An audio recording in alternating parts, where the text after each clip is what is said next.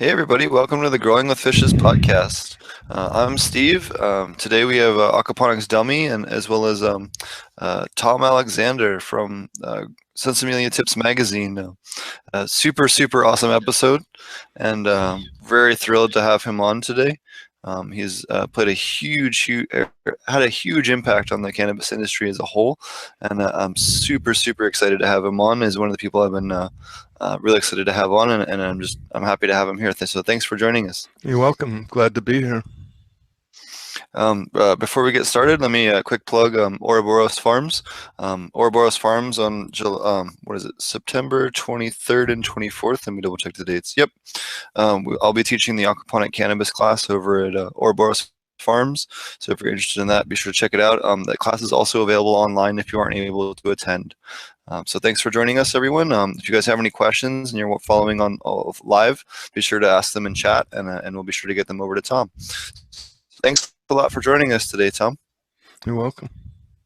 So why don't you tell us a little bit about you're responsible for both Sensimilla Tips Magazine as well as The Growing Edge, and I'm sure that you have a bunch of books which I didn't have the time to list off. But why don't you go ahead and tell us how did you get started? Forming Sensimilla Tips Magazine, and do you want to talk a little bit about the inception in the early days? Yeah, I first started growing on Cape Cod back in 1975, and I just had some Mexican ditchweed, and me and a friend just put seeds in the ground. We didn't know they were male and female, and we sort of were excited when the males exploded with pollen. We thought we hit the jackpot, and a few headaches later, we realized that it wasn't what we were shooting for. But then about a month and a half later, we got some seeded females, and that did the job. I then moved to Oregon in 1976 and immediately met commercial growers up in the hills of Oregon, and got hired as a manager for this farm in outside Roseburg, Oregon, that was these Hawaiian growers that bought a bunch of farms in Oregon and were growing Oregon cannabis, which back then was getting 800 to 1,000 a pound, and they were exporting it to Hawaii, where they were getting 3,200 a pound. And the authorities weren't looking for cannabis coming into Hawaii; they were looking for it going out. So then, the next year, I struck out on my own and planted over 3,000 plants seeded from seed, and ended up with 1,230 females, all really good stock. We had indica back then, and these hybrids of indica sativas, and even some ruderalis. And the authorities then swooped in just about a week before start harvesting at the end of September of 1979, and got arrested, and charges were dropped. And since they didn't need the evidence anymore, 3 sheriff deputies stole the evidence, and the state police arrested them, and it was like a Laurel and Hardy show here. And before my charges were dropped, I was facing 20 years and $100,000 fine. These guys pleaded no contest, and the district attorney pled with the judge to give them leniency of 3 years probation. Well, that pissed me off to no end, and so I wanted to write a book about the whole experience, but all my grower friends said, no, do an ongoing journal. And so, not knowing anything about publishing, I created this funky first issue in April 1st, 1980, the April Fool's edition. And again, I didn't know what the hell I was doing, and I drove down to Humboldt and Mendocino and literally sold it on street corners. And it was like $1 an issue or something. It was really 16 pages, but to my surprise, it sold out within a couple days. So I knew I had something on my hands. So I went back and did a second issue, and the same thing happened. I even went further. I went down to Santa Cruz and so San Francisco, and so it started really catching on. And then I got a national distributor who distributed it all around the country, and then growers started writing articles, and it literally got a life of its own. And at the same time, I was seeing all these outdoor grower supply stores in Humboldt, Mendocino. And then I also went up to Seattle and saw indoor stores. There were only a couple in Seattle at the time. And so I opened the first hybrid store in Corvallis, Oregon in 1980. And we were getting, big trucks coming up from Humboldt buying like 50 to 100 lights. And we were Hydro Farm's biggest distributor at the time. And so that was a flourishing business on this, on in and of itself.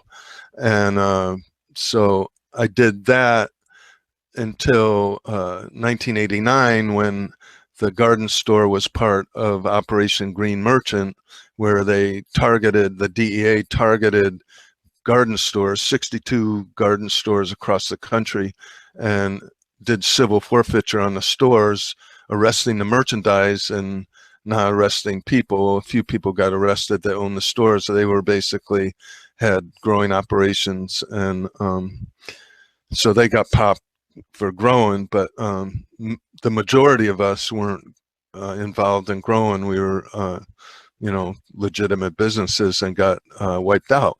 Well, that subsequently, all my advertisers were part of the Operation Green Merchant and were put out of business, most of them. But a year before that all happened, I saw the handwriting on the wall, and so I started Growing Edge, which had high-tech information without mentioning cannabis. And when Sense Tips got driven out of business because of the Operation Green Merchant, everybody rolled over to Growing Edge. Advertisers and grow shops that were left felt more comfortable advertising in Growing Edge, and that actually was even more successful than Sense Tips. At its peak, Sense Tips had about 21,000 circulation, and Growing Edge at its peak had around 45,000 circulation. And so I did Growing Edge until 2009, when Max Yield basically killed us, and I just retired and stopped publishing after almost 30 years. Awesome. Do you want to talk a little bit more about that, the DEA raid, and how I know that you guys are one of the First Amendment cases, and you guys did a lot to help protect the future of the cannabis education sector. So do you want to talk a little bit more on that? Sure. The way they had different ways that they got judges to do the civil forfeiture. In my case, it was I had 2 Vietnam vets as my manager and one of my workers, and they came in, cased the place out for over a month, and I got all this information because I got all the paperwork from my lawyer. Got paperwork when we were considering fighting to get the stuff back. And so they came in, cased the place out, and found out that my employees were Vietnam vets. And so they came in after a month of casing the place out and posed as Vietnam vets. And, our store policy, because in 1984, they made the drug paraphernalia law, where they wrote in HID lights, hydroponics, all this stuff that grew, and they considered that drug paraphernalia, as long as the intent to use it was to grow cannabis, and the people selling it knew it was going to grow cannabis. Well, these guys, the DEA guys, come in posing as Vietnam vets themselves and telling my employees that they wanted to buy some lights and hydro equipment to grow cannabis because they had PTSD. And my employees said, well, we can't sell you the lights and hydro to do that. And instead of showing them the door, they got into a half-an-hour conversation about Vietnam and this and that. And after a half an hour, the DEA guy goes, well, we changed our mind. We want to grow tomatoes. And so my employees sold them the lights, and they used that one transaction to declare the whole store drug paraphernalia and back the truck up on the day of Operation Green Merchant and took everything in the store away. And you know, it's weird when you do civil forfeiture, you got to post a bond of 10%. We would have had to put up $10,000 just for the right to fight to get our stuff back in court. Well, the town I lived in, Corvallis, was so outraged they held a benefit and raised like $15,000, and I was going to start traveling around the country speaking to raise money to fight them. Well, when they got wind of that, they told my lawyer they were going to charge me criminally with conspiracy, and they were going to charge the corporation with conspiracy, and they were going to charge my wife with conspiracy. My wife back then, she's my ex-wife now, but it was just going to cost so much money to fight them that they said, or you can let us keep the inventory and we'll just consider the case closed. And I had to sign an agreement that I would never open a garden store ever again. They never came after the publishing company. I had separate corporations.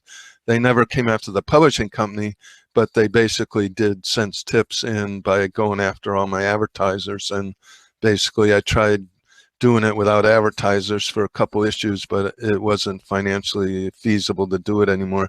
And Growing Edge by that time had really taken off. So I focused on Growing Edge and put Sensimilla Tips to bed. Oh, okay, yeah, that's a great a great explanation on that. So I didn't realize that was. I guess what I had originally read is they shut down the magazine, so I didn't realize it was a separate thing. No, it was financial because all the advertisers would put out of business. I had no advertising. In fact, even when it was national news, it was it was coordinated all at the same time. Bookstores actually took Sense Tips out of their bookstore because they were afraid to sell it in a bookstore. And it had all kinds of First Amendment issues, but basically that was during Nancy Reagan's Just Say No period, and people were just freaked out even being seen with anything that mentioned cannabis. So what are some of the more memorable articles or authors you had from your time doing the magazine? Well, this writer up in Seattle, Michael Siegel, wrote See a Green article back in like 82, 83, and created the concept of growing, small plants, but many thousands of them in a space, and obviously it had to be indoors. And we had articles on, this is in the early 80s, on fulvic acid and humic acid and microbes, fungi, all kinds of stuff that today is being used on a regular basis. We always had an organic outdoor slant, but we also had a lot of articles indoor.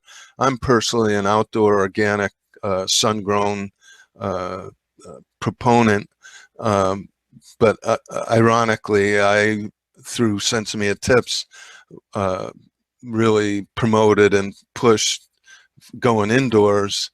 And I was on all the major TV shows back in the 80s, Donahue, Geraldo, all the Nightline, all these TV shows, and I'd always have a DEA guy next to me, and I go, now that it's moving indoors, they could be growing right next to the DEA headquarters and you wouldn't even know. And he'd get all pissed off. And they were denying up until about 86 that it was even moving indoors. And, by 86, it was so prevalent indoors that they lost the war once it moved indoors. I mean, they, bragged about how much they were getting outdoors, but indoors just proliferated on a huge scale.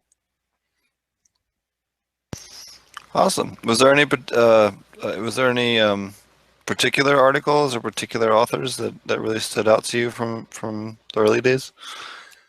Well, a lot of the authors, use pen names, but Jorge Cervantes, he lived in Portland at the time, and it was about 80 miles north of me.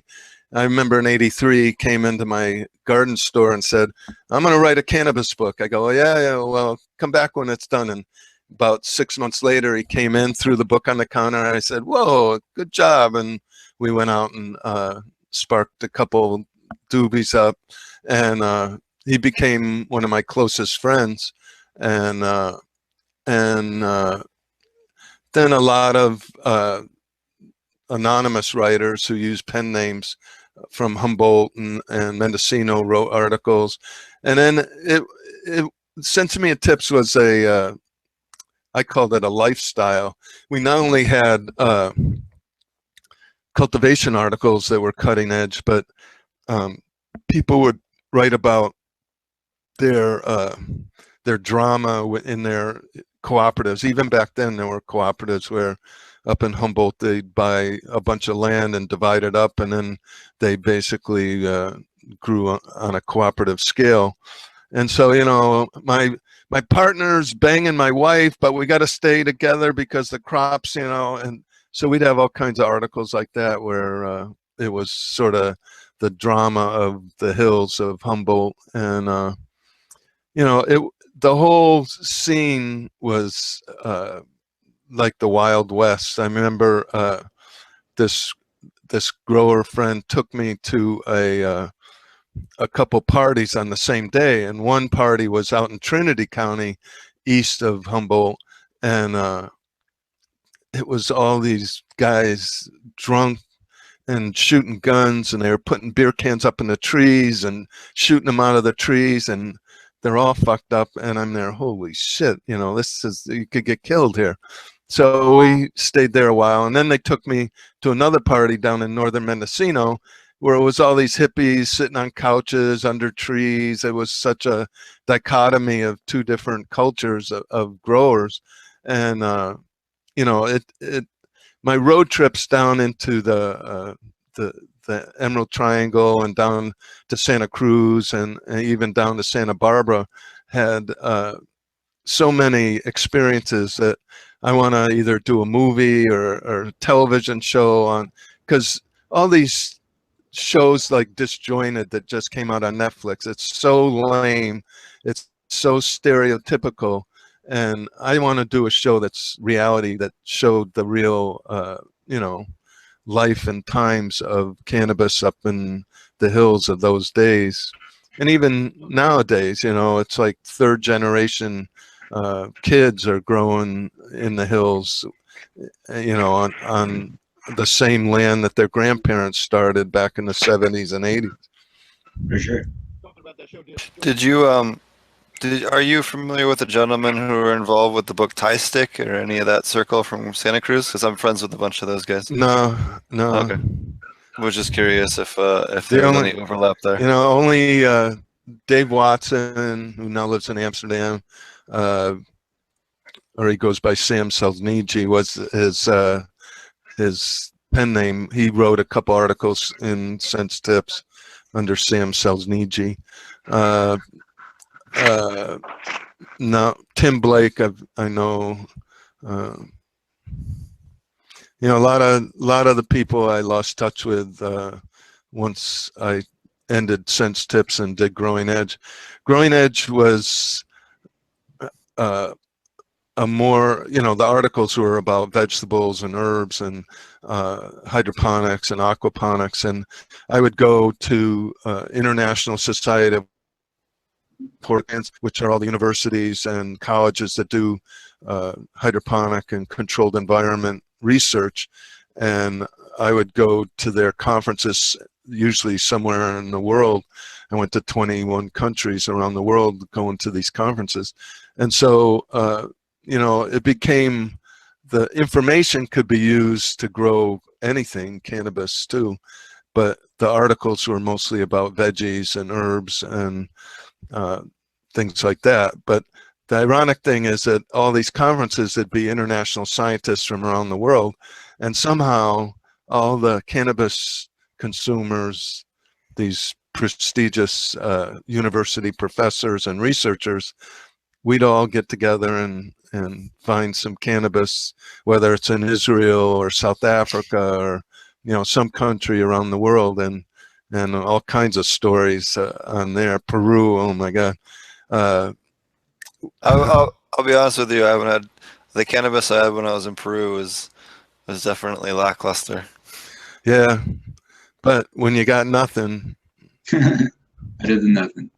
That's right. Did you ever spend any time in Redway or Garberville area? Oh yeah, Yeah. that's the very first issue. I went down to Redway, Garberville, and sold it on street corners in 1980, in April of 1980. And then back the first few issues were quarterly, so every 3 months I would go down and, you know, got involved with the people that were fighting camp. And actually, even one of my last articles in 1989, I went and I had a press pass that I just made up, and I got in with all the straight news journalists and got into this place near Shelter Cove, that between Redway and Shelter Cove, where they had the National Guard, and I got in there with the straight journalists. They honored Sensimilla Tips press pass, and it felt like Vietnam. It was like a staging area for all their bringing in the bundles on the helicopters of cut down cannabis. That was one of the last articles done in Sensimilla Tips. It's really cool. My the mom side of my family is from and still lives down there in the Redway, Garberville area, and so spent a lot of summers down there. And my early experiences, were closer to what you talked about. I thought it was interesting to see, like you talked about the really two different groups that inhabit that area, where you have like sort of the leftover, really hardworking kind of lumber. Timber fallers and that whole industry that collapsed, that started growing and created such a, there's two such extremes that cohabitate in that area that it creates some really, really interesting people and friendships and all kinds of stuff, but a lot of crazy stuff too. Right. But I think that's part of what makes it so interesting is, you could drive, 2 miles and just feel like you're in a completely different world. It's very, very interesting in that manner. Yeah. So I read when the DEA and all that stuff happened, that they went after your advertisers and tried to get your list of subscribers. Do you want to talk a little bit on that, or is that not true? Yeah.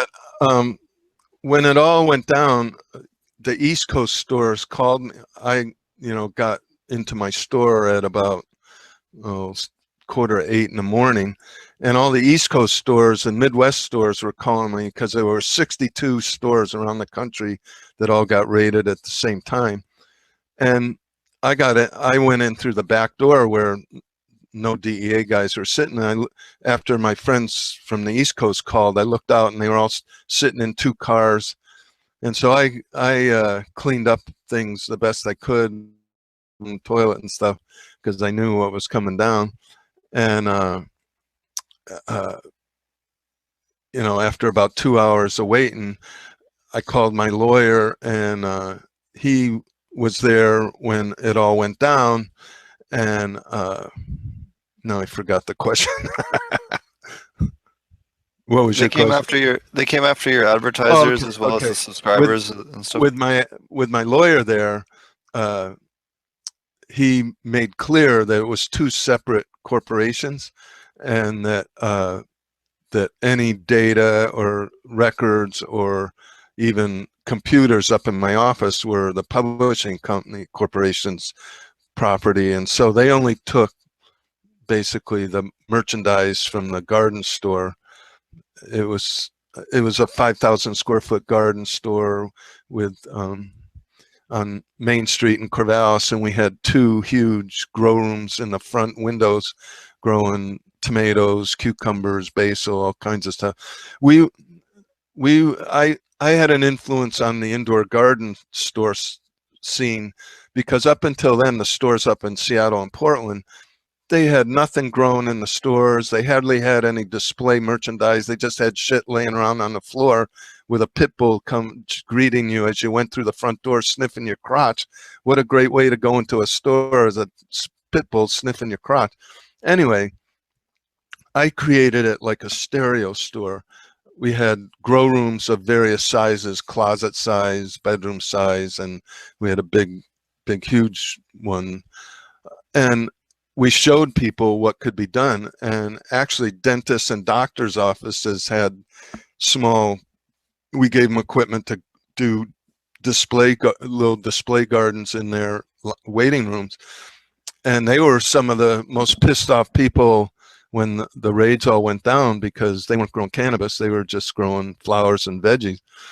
And so it really pissed off a lot of people when it all went down. And no publishing records were taken. It was all garden store equipment. Mainly they wanted to put the garden stores out of business. And it was like whack-a-mole, because for every garden store they put out of business, there were 2 or 3 that opened up to take their place. You know, it's ironic that Operation Green Merchant actually created probably 3 or 4 times the number of stores than it closed. Why do you think that that was the case?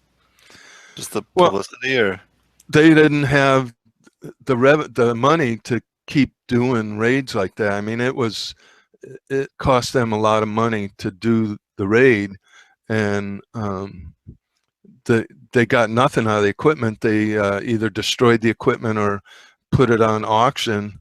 And funny thing about auction up in Oregon, growers were going to auctions, both state police auctions, and buying the equipment at dirt cheap prices, you know.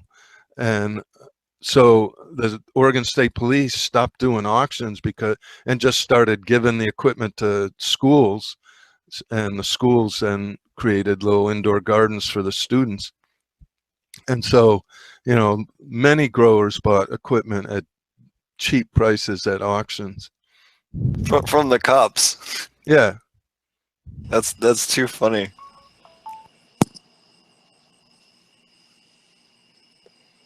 Awesome. So, why don't you tell us a little bit more about Growing Edge? That seems to be, you know, you switched over to that once the hammer came down with. Yeah, I did that for 20 years, and it covered the latest aquaponics, hydroponics, controlled environment.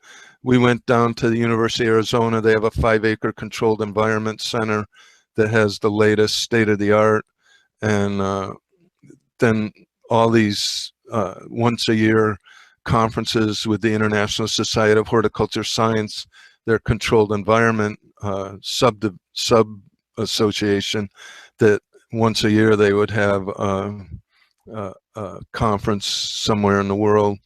And so then I would cover the conference and stay an extra 3 weeks and go to farms that were grown with aquaponics or hydroponics, and do stories on the farms and get the grower to give information of how they grow their crops. And like I said, it was mainly veggies and herbs and flowers, and no mention of cannabis because of Operation Green Merchant. But the information was the latest scientific and technical information on how to grow hydro or aquaponics or latest greenhouse information. And so that I did for 20 years. And then I did 3 books, The Best of Growing Edge, Volume 1, Volume 2, and Volume 3. And then I also did a book called Hydroponic Retailing, which was a magazine I did for about 5 years that covered how to be a hydroponic retailer. And so I did a book called The Best of Hydroponic Retailing too. But all of them are out of print. So what was the first, so you were around kind of around the inception of larger scale aquaponics. When was the first time you saw an aquaponics system? I think it was like the 84, 85. There was an outfit up in Portland. There was an outfit in Coos Bay, Oregon, and then a couple down in California, and then there was one outside Denver also. I forget the names of them, but so we did stories on them, interviewing the growers and what they were doing. And then I did stories in late 80s, early 90s on Australia, New Zealand, where huge, large-scale aquaponics operations, where most of them grew lettuce, leafy crops. Awesome. And, So, I did a lot. Can you hear me now? yes. Sorry about that. Good. I love it because I had Growing Edge. My audio wasn't working, and I was a big fan of Growing Edge back in the day. And I'm a commercial hydroponic vegetable grower. Cool. In South Carolina. I'm a certified South Carolina grower, registered with the USDA. Still doing it. All right. right. And I did it because I got into hydroponics for cannabis first, and saw a way to build, because I'm old and decrepit, so I found a way to make a living off of knowing how to grow stuff hydroponically. So, cool. Thank you. I'm sorry I was late. I got a life going on over here. We're just still picking up from the hurricane the other day, and I apologize for interrupting. But I'm here now, and you can hear me, so I'm ready for the rest of the show. Hey, we're glad you're here, man. Glad everything worked out for you. Yeah, we dodged a bullet there, and I don't want to. We can talk about the hurricane later. I want to get back to our guest here, and I'm enjoying the hell out of the show so far. And somehow my laptop was magically fixed by the old lady walking across the yard and back with it, because we live in two separate places, you know. So I'm alive. I'm alive. Here, let me get so everybody can see their head and everything. Oh yeah, I get you a little selector up there. There you go. Now everybody can see themselves when they're talking. All right. So who is I missed the introduction of our guest, so just so I can talk to our guest, I have his name and who is our guest. Sure. So our guest today is Tom Alexander of Sensimilla Tips and the Growing Edge. Okay. So I kind of got that already, but okay. Thank you very much. And so on with the show. You've done a bunch of writing as far as books and stuff like that. Hold on. Let me get my Clemson hat. You've done a bunch of writing as far as publications and even some books. Do you want to touch on that and some of the stuff that you put out? And what were the areas that you were looking to try to cover with your what did you feel that wasn't being covered properly that is that you tried to cover in your books? The books were basically best ofs, where we took the best articles from. We did it every 5 years, and there's the best of Sensimilla Tips, and then 3 volumes of best of Growing Edge, and we just would put them in like chapters, like 3 or 4 articles on hydroponics, 2 or 3 articles on aquaponics, 3 or 4 articles on greenhouses, and so we just would put the best articles that we felt and put it in book form. I wrote for various magazines. I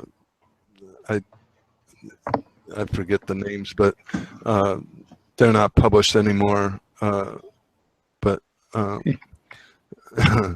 and I just mainly, because it had a life of its own, the majority of articles were written by other people. Every issue of Growing Edge, I paid writers over $10,000 for the information, which nowadays is unheard of because writers don't get paid very much. And in a lot of cases, they don't get paid anything. And it's the same thing with the conferences. I speak at conferences, but I don't do any conferences unless they pay my expenses at the very least.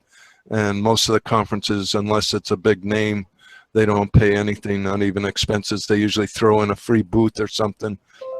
And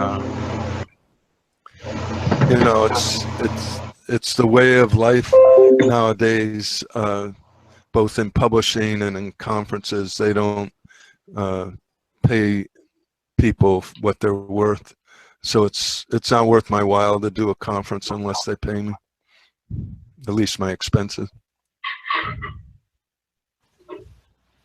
Okay.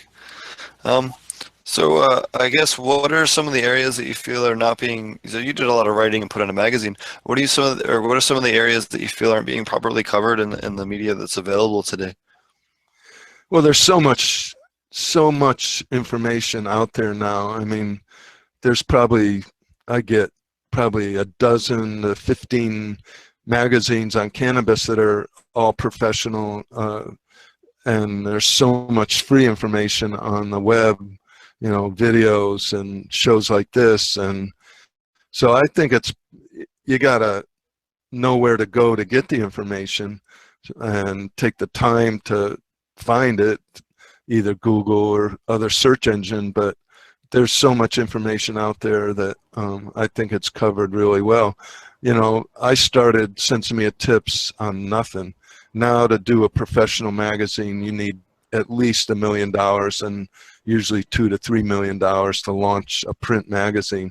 So I did it, you know, I was in either the wrong place at the right time or the right place at the wrong time. I don't know how I got my start, and it just, like I said earlier, took on a life of its own, and I was really fortunate, and in some ways that it was so successful, and unfortunate in other ways since they took me out. You got too successful and noticed, huh? Yeah, I mean, I did all the major TV shows, Donahue, Geraldo, and I was up against, you know, DEA. They always put, you know, multiple prohibitionists up against one or two of us, and it usually was a lynch mob. And but I would get some zingers in and you know, put them in their place. So they got pissed off at me for sure. Yeah, they don't like that.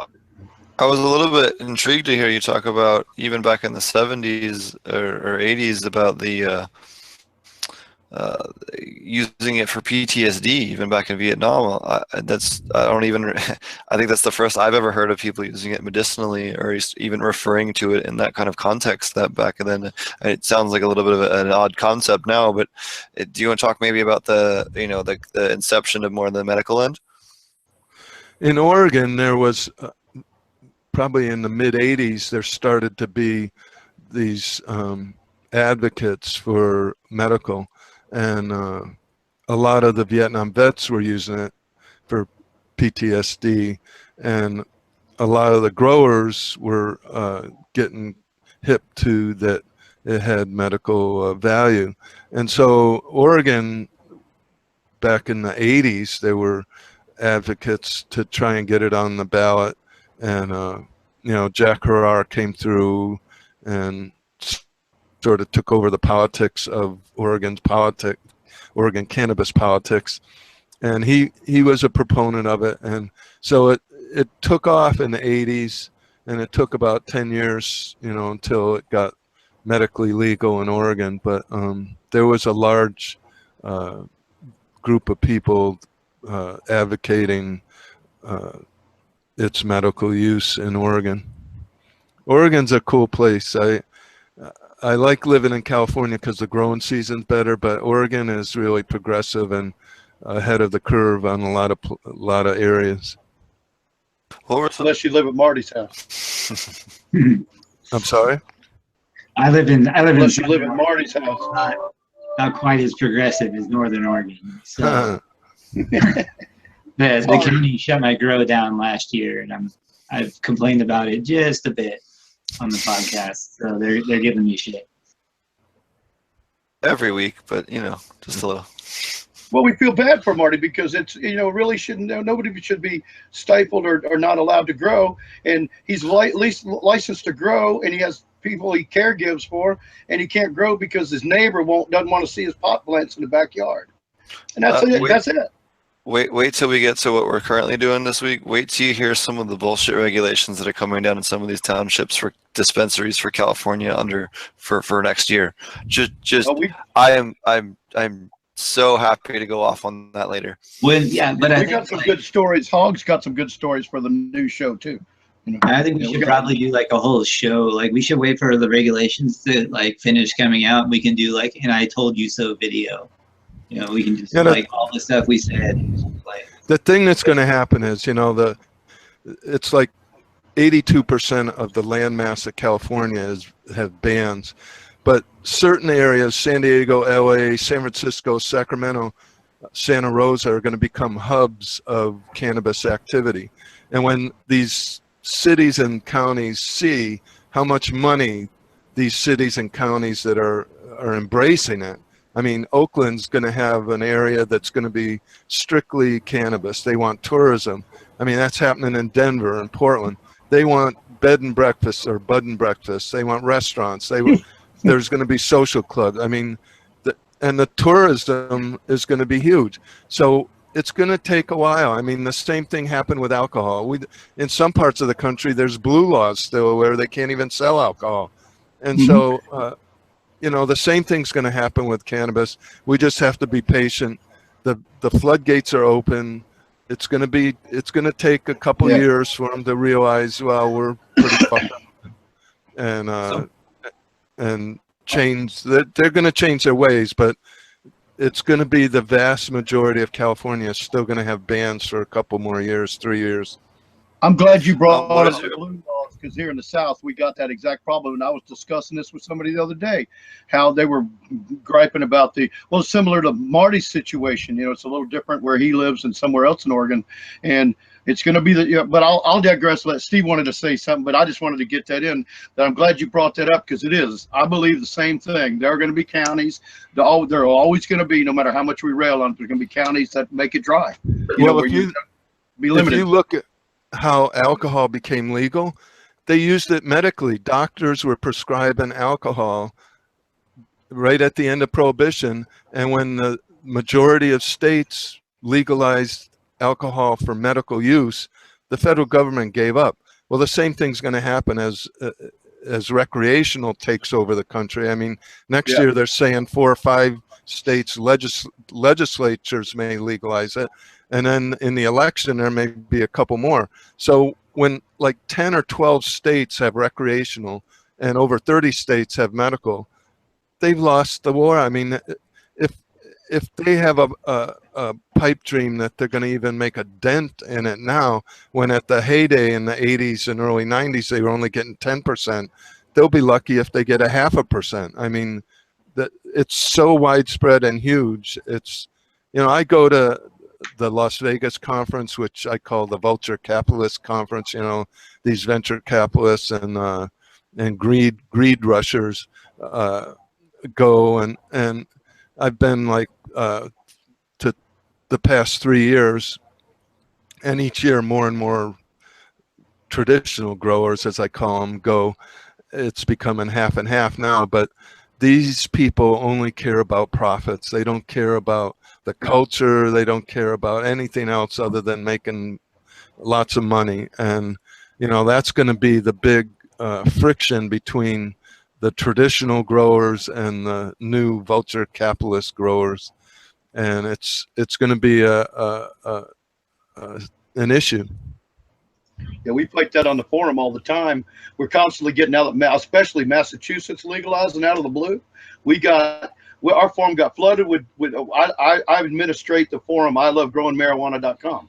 And since Massachusetts got legal, we've had I think we doubled our membership almost from Massachusetts. And all of a sudden, every day I'm fighting people trying to take advantage of our forum and our customers by trying to sell them something, or, you know, or they're coming there asking us for advice when they don't know diddly squat, but they got a bunch of money. And my answer to them is, well, we have a subscription premium type program for that, where you can hire us, where we have a network, which, you know, everybody on this panel is part of the network. You know, if somebody needs to have advice on that, if I can't do it, I refer them to Steve, or I could refer them to Marty or Brain Grow or Dummy or whoever, and I know that they're going to be taken care of. And, you know, I just cut it at the quick like that. You're vulture capitalist. I like that. I can remember that, because it is. You're right. It's all over. They're just coming out the frickin' woodwork. They don't give a shit about anything but making money. Well, I had 2 friends in the publishing industry that actually got money from venture capitalists, and that's why I call them vulture capitalists, because they both of my friends got edged out of the business. The way they do it is they get, even when they have minority interests, they'll bring in other investors, and so that the original owners have less than 50%. So then they create a shell company and sell the original company to the shell company for pennies on the dollar. So even if the original owners have stock in the original company, they get pennies on the dollar and they get ripped off. And anybody that goes in bed with venture capitalists or vulture capitalists are going to get screwed in the end, because they're going to just take the business from them. Well, that's how they make money, right? I mean, that's why they're there. That's why they're not pursuing their own ideas or growing their own stuff. But the problem is that growing businesses need cash, and so they're desperate, and they For sure will get in bed with vulture capitalists. Yeah, It's they better think it's to going get to be their big savior, and they're going to put them over the top, and they end up out. right. Yeah. If you ever want to see it in action, go to the Vegas conference in November. It's the dichotomy of the Vegas conference compared to the Emerald Cup is unbelievable. You know, it's the new greed rushers versus the traditional. You know, the Emerald Cup is the traditional growers that have been in it forever. What is some of the more interesting tech that you've seen, or interesting directions that cannabis is going, or what do you kind of see as the future of it? I think we talked a little bit earlier on the show on how you know, indoor growers are probably, at least on the commercial scale, probably have their days are numbered, just because of the reduction in cost moving to greenhouses. Do you want to, you know, what other trends aside from that, or if you want to talk on that even a little bit more, whatever you want to talk on, what other trends do you see going forward in cannabis? Well, I subscribe to all the straight greenhouse magazines, and robotics are going to become, you know, on the ones that are on large scale. Robots can look for pests, they can sense disease, they can, you know, see when the trichomes are ripening. So robotics are going to become a big thing, and just technology in general are going to take over both indoor and outdoor. And I agree with you that the future is greenhouses and sun-grown, although with sun-grown now, russet mites and broad mites are up and down the West Coast. And I don't understand, because they only started happening the past 4 or 5 years. You know, they never were a problem outdoors. And I don't know where they came from. I mean, it's just a huge problem for outdoor growers. Interesting. I know. So you're involved now with a CBD program I was reading about. Do you want to talk on that? It sounds like a pretty cool project you're working on. I am part-time helping a dispensary here that has a greenhouse operation, outdoor operation, and a warehouse operation, all legal here in Sacramento.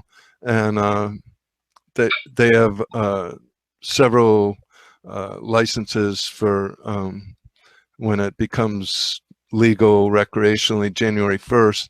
And I'm helping them with marketing and advertising. And then I consult individual growers that are new to the biz. And I'm an outdoor consultant.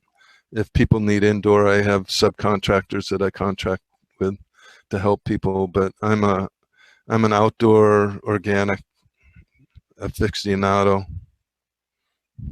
So what are some of your favorite strains over the years that you've run into? Robert Connell Clark came through Corvallis back in '84 with Durban Poison, and I've always loved Durban Poison. And you know, blueberry up in Oregon was rumored to be developed at Oregon State University by a researcher there. And just, I have a strain here that I call it the unknown, because a friend just gave me some, and he says, I don't know what they are, and it smells like a cross between bubblegum and cinnamon. And I'm a strong proponent of don't grow skunk. The main complaint of neighborhoods is it stinks up the neighborhood.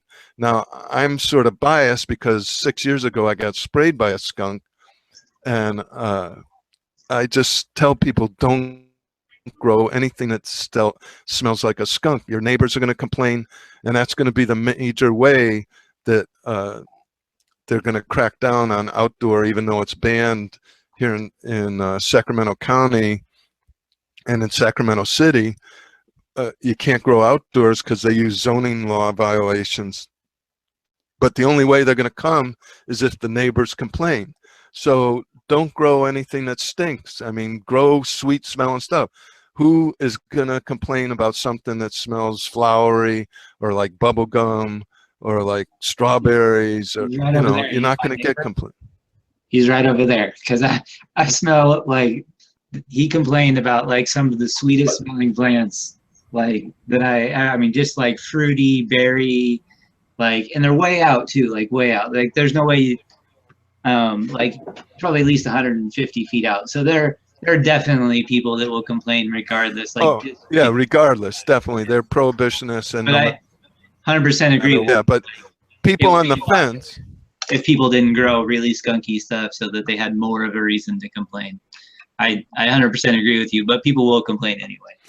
Definitely. They're the prohibitionists that think it's the devil's weed, and they will complain no matter what. But the people on the fence, which there's, I think, the vast majority, I agree. won't complain if you grow something that's sweet and good smelling. And my pool guy and my lawn guy all say that the numbers are increasing of their clients that are growing, and that it just makes good neighbor relations not to grow skunk. I mean, if you really need it, go buy it at a dispensary, but grow your own that smells good. Or indoors, right? With a decent carbon filter, is not. Or indoors. It's not that hard. Right. Awesome. So what are some of the, you're a big fan of outdoor growing. What are some of your favorite, maybe soil amendments or other tips you have for people that are growing outdoors, or advice for people getting started growing? There's a lot of people that are coming into this, or maybe thinking about growing that would never consider growing before some of the new legalization stuff going on. Well, I use all the bird and bat guanos and worm castings and mycorrhizal fungi, and an important one I think is biochar. I don't know, many people know about it, but you can buy it commercially, and it's basically charcoal, but it really not only aerates but adds a lot of good biomass to the soil mix. And can I say something real quick on that? With Sure. the charcoal, when I first started growing, I used orchid mix. Instead, and I started making my own mediums after that immediately, and going to hydroponics. Orchid mix has charcoal in it. Yeah. You can buy it right at any store, orchid for growing orchids, and it works. Yeah. And you can grow great plants in it. I would amend it somewhat though. Yeah. So just making sure that your mix has good aeration. I mean, a lot of people don't realize the roots need oxygen and air, and just cocoa core does good aeration. A lot of people buy commercial soil, and it's probably convenient, but it's good to mix some additives to supercharge it. One of the mistakes I made in the mid 70s was fish emulsion. I said, "Oh, if a little bit does it, let me add a whole bunch," and I burned up like 1,000 seedlings and had to start all over again. So it's better to use diluted nutrients than too much. That's for damn sure. what is your opinion on silica? That's often one that we bring up on the show. And Yeah, what are your thoughts on silica? yeah. I've used it as an additive. I like it, definitely. Humic acid, uh, fulvic acid. I mix a little bit of everything in my mixes, and you know, worm castings are one of the great. And then my friend Jeff Lowenfels, who's written 3 books, Teaming with Microbes, Teaming with Nutrients, and Teaming with Mycorrhizal Fungi. He lives up in Alaska half the year and the other half down in Portland, Oregon. He up in Alaska, Anchorage, where he lives, there's anywhere from a foot to 6 feet of humus, and that's what grows the giant vegetables up there. And he ships it down to the mainland, and it's used in a lot of mixes, Alaskan humus, and it's really good stuff. So that and worm castings are good additives if you can find Alaskan humus somewhere. That's cool. That's really cool that you were talking. I know you mentioned earlier you were talking about humic and fulvic acid back in the day, well before anyone else was really getting out in front of that. Do you want to talk a little bit more about that and how that helps plants? Because a lot of people don't really understand that, and you're one of the best people we could have to talk on it. Well, it just adds to the micro herd that's in your soil mix. You know, the microbes digest the nutrients and then excrete soluble nutrients to the plant, and so it just adds to the you know, the nutrients in and of themselves aren't viable to the plant. They have to be digested by the microbes, and so it's just good food for the microbes. You're not actually feeding the plant when you give it fertilizer. You're feeding the microbes with organics. With water soluble chemicals, it's already water soluble and available to the plants, and actually kills any microbes that's in the soil because of the high salt content of the chemical fertilizers. It just extracts water out of all the microbes and kills them. And that's one of the reasons, both in the soil and above ground, that there's pest problems, because when you wipe out the microbes in the soil, the first colonies that start to colonize are bad microbes. And so you want to keep a healthy, good microbe herd in your soil, and humic acid, fulvic acid help do that. Awesome. Yeah. Get Jeff. I don't know if any of you've seen Jeff's books, but they really explain the soil food web in non-scientific terms, and they're good books. Teaming with Nutrients, Teaming with Microbes, Teaming with Fungi. Yep. Yeah, we recommend those books pretty consistently here on the podcast and in the group.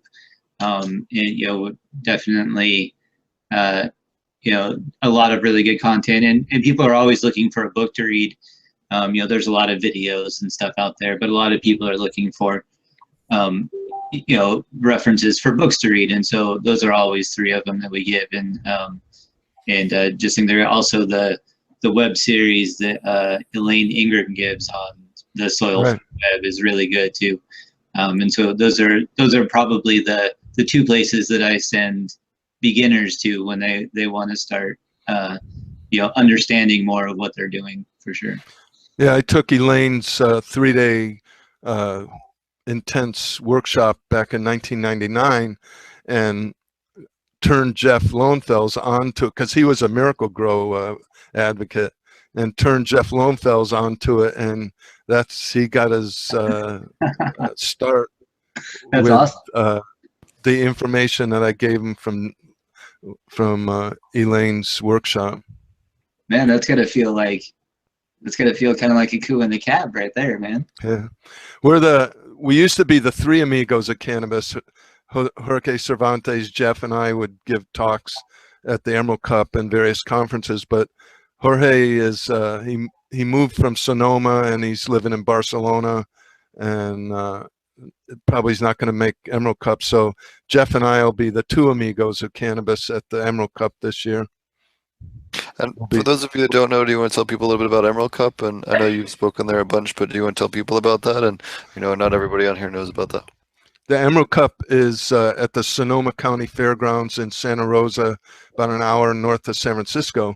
It started up in Garberville about 12, 13 years ago, and it was just like 20 growers that wanted to have a little competition, and they were really scared shitless because they thought the DEA would raid them, but then nothing happened. So then the next year a few more growers joined, and then it got a little bigger, where 4 years ago they moved it to the Sonoma County Fairgrounds, which is about 150-acre site in Santa Rosa, and it last year had almost 30,000 people, and there's all kinds of workshops. There's a vendor area that is huge. A lot of samples are given out. There's music, big national acts. Last year it was one of the Marley, I think Damian Marley. This year they haven't announced the music, but it's probably going to be bigger than ever national act. And it's just, it's a combination awards ceremony. They get over 1,000 entries in various categories.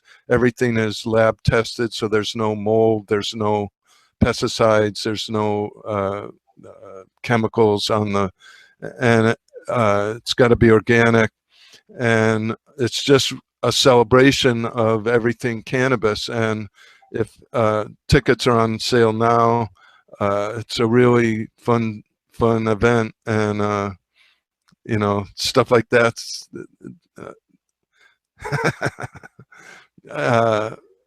I highly recommend. People fly in from all over the world, Australia, Europe, and it's becoming the biggest award ceremony there is. Yeah, it's gotten like way bigger than I think, like even the people that started it probably thought it would, that's for sure. And there's so many of them now too. It's, which is great. I think it's cool. It's interesting to know, like you said, having it start in Garberville. So I was relatively aware of it from in the early stages when it was just that.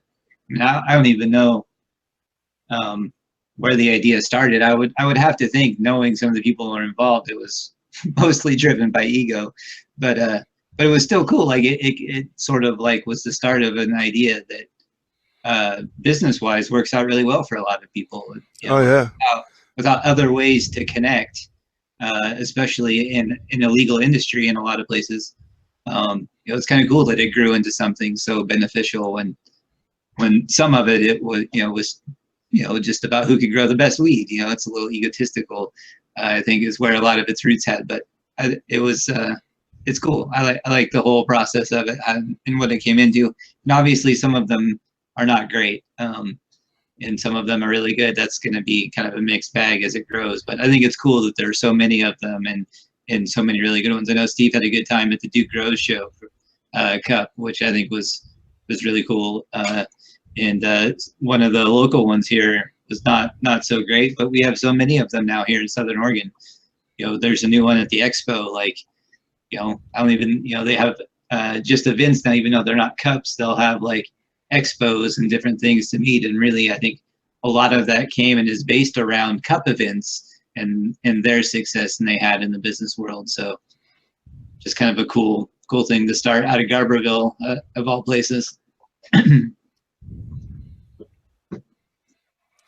Well, I got to go, but thank you for having me on the show. I enjoyed talking with everybody. I really appreciate it. We appreciate you taking the time to come on the show. It's been really awesome having you on. Thank you so much. You're welcome. I enjoyed it. And for those of you guys that are interested in learning more, definitely check out it. He runs a really awesome Facebook group called Sensimilla Tips Magazine Facebook group, and especially if you're trying to keep up with news, it's one of the best sources on there. When I do the news show, he's one of the sources. So I want to thank him for that. For sure, always good stuff. Thanks so much. Yep, thank you.